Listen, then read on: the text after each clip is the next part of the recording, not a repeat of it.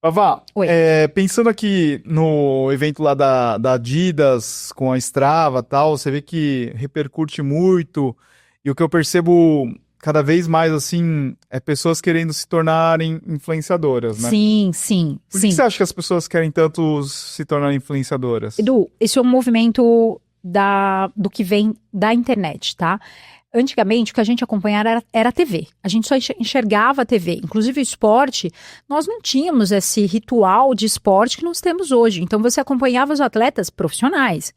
Ou, de vez em quando eu tinha uma meia maratona do Rio, que mostrava todo mundo, São Silvestre, né? Pela o Marilson, Vanderlei. Isso, então você tinha destaque só para os grandes atletas e de vez em quando aparecia lá a galera com a placa de onde que é a placa lá em São Silvestre, Cerquilho? Cerquilho, a galera da placa. Então todo mundo ia com placa para tentar aparecer 2 segundos na Globo, né? Então isso é o que a gente tinha há 10 anos atrás, 15 anos atrás.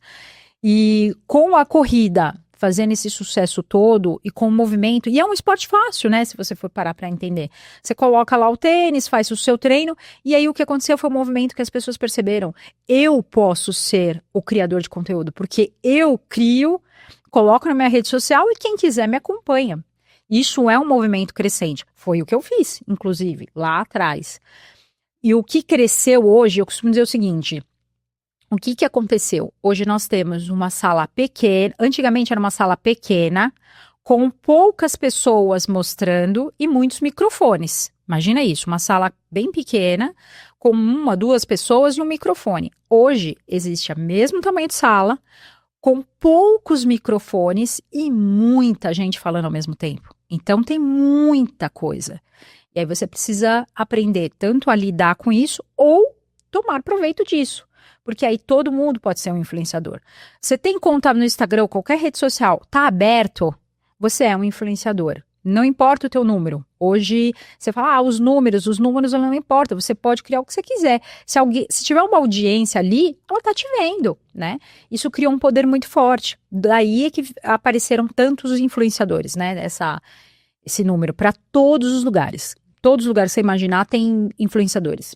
E também você tem a melhoria do celular, né? Que antigamente, porra, se você não tivesse um bom celular, não daria pra fazer um videozinho, né? Hoje eu vejo muita gente, recebe o tênis, já faz o unboxing, Sim. daí tem no TikTok aquelas pessoas que ficam fazendo react, falando mal do outro pra crescer, criar engajamento, porque às vezes a pessoa ela não tem essa base, mas o que que ela faz? Ela se apoia numa pessoa que é maior, ela fala mal pra para atrair mais atenção, né? Isso é um dos movimentos que você cresce base muito forte, que é o fato de você falar mal de alguém, ou de alguma pessoa, ou de algum produto. E aí você cresce, porque os haters vão aparecer, né? Todos aqueles que não gostam daquela base grande vão aparecer.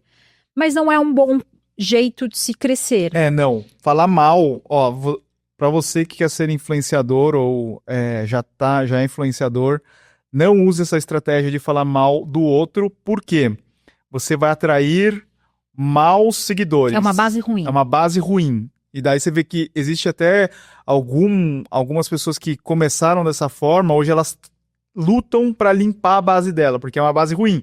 Base de pessoas que só estão esperando hate, né? E se tratando de corrida de rua, é um pouco pior, porque inevitavelmente, se você é influenciador, você vai encontrar, porque não é que são as mesmas pessoas, mas em alguma corrida você vai encontrar a pessoa, que falando de pessoa ou marca, como já aconteceu comigo. A pessoa foi lá, falou, blá, blá, blá, blá, blá, no TikTok, porque não tem coragem de falar na minha cara, e aí quando eu encontrei a pessoa, pianinho, Dudu. Colocou o rabinho nas pernas, fiquei olhando Não, para na ver frente a se pessoa não vai falar, se né? abaixou a cabecinha, ficou assim, ó, porque sabia.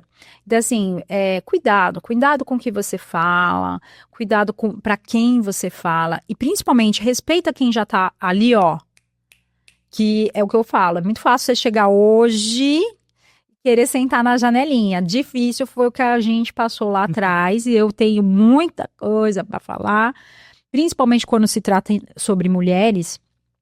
E aí eu vou falar um pouco mais. Lembre-se sempre que quando eu comecei aqui, mulher nem tinha direito à fala, tá? A gente fala tanto, nossa, gente, é hoje. há 5 anos atrás era outra coisa, 10 anos atrás era outra coisa. Quando Catherine Switzer foi correr uma maratona, ela nem podia, e foi agora isso, né? Então lembre-se, quando eu comecei aqui, mulher nem tinha direito à fala direito, né? E foi algo que eu percebi, falei, tá faltando mulher. E lá atrás eu comecei a falar e comecei a trazer o público feminino para esse mundo também. Então a gente tem que aprender a respeitar os tiozinhos do rolê. Não, você tem... Você poucas- pode, é o que eu costumo dizer, você pode não gostar de mim, você pode não gostar do meu conteúdo, mas dizer que eu sou feia, não. Não me vai, não. Aí nós temos um problema. Esse é o canal de cortes do podcast do Tênis Certo. Se inscreva agora mesmo e não perca os próximos vídeos. Valeu, Tênis Certo!